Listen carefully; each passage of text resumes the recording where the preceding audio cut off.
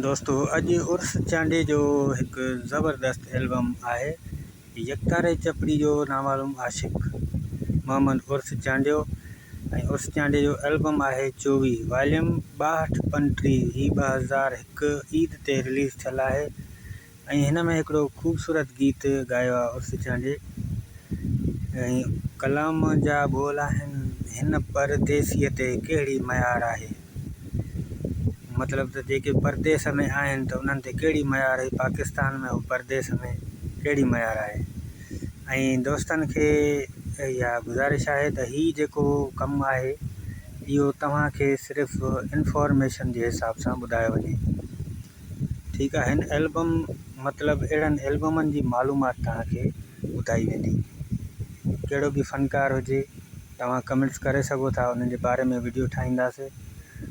ऐं हिन में इहो आहे त तव्हांखे कलाम ॿुधाया वेंदा, साल ॿुधायो वेंदो, वॉल्यूम ॿुधायो वेंदो ऐं शाइरनि जा नाला ॿुधाया वेंदा ऐं कहिड़े शाइर या कहिड़े न माना एल्बम जी सिलेक्शन कई आहे, इहो मालूमात वारो कमु रखियो आहे।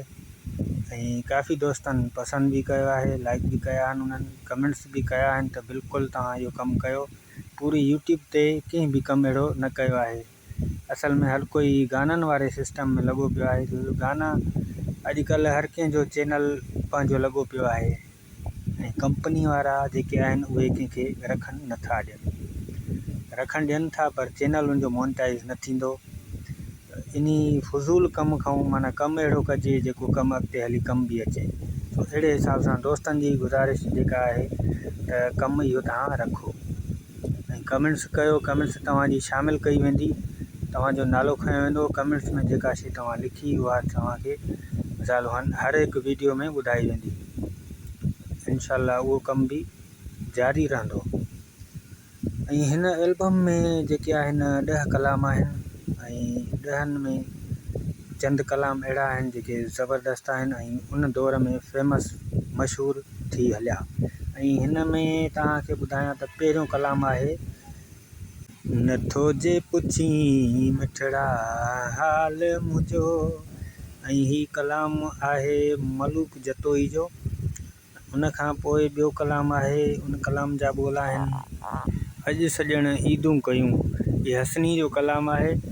ऐं उन खां पोइ कलाम आहे बिलाल चांडे जो, तॾहिं त विसारे छॾियो तो गैरनि सां घुमी पियो सुहिणा, तॾहिं त मूं विसारे छॾियो तोखे। ऐं उन खां पोइ आहे कासिम खोसो जो कलाम आहे, बेदर्द मिठा यार तूं आहीं। ऐं हिन खां बाद कलाम आहे लियाकत शाह जो, बलोची कलाम आहे, जानी खिज़मैया। ऐं उन खां पोइ आहे अलाह बचाए जो कलाम आहे। कलाम जा बोल आहिनि, प्यार मुंहिंजे खे विसारण सुहिणा तोखे कीअं चयो। उन खां पोइ आहे सूमरो जो कलाम आहे, सूमरो साहब आहे हिकिड़ो कलाम आहे, अल्लाह करे परची पपिरी मुंहिंजो। उन खां पोइ आहे कलाम आहे, कीअं ज़िंदगीअ में अकेलो कयां तोखे। आख़िरी कलाम अलाह ॾिने जो आहे, हिन परदेसी ते कहिड़ी मयार आहे सोना। ऐं दोस्तों ही वीडियो हिते कंप्लीट थी चुको आहे। ऐं जीअं दोस्त खे वीडियो पसंदि आयो हुजे वीडियो खे लाइक ज़रूरु करे। सिलेक्शन शाइर आहे अनवर चांडियो हिन कैसेट जो ऐं रिकॉर्डिंग आहे नाज़ प्रोडक्शन, नाज़ मंगसी।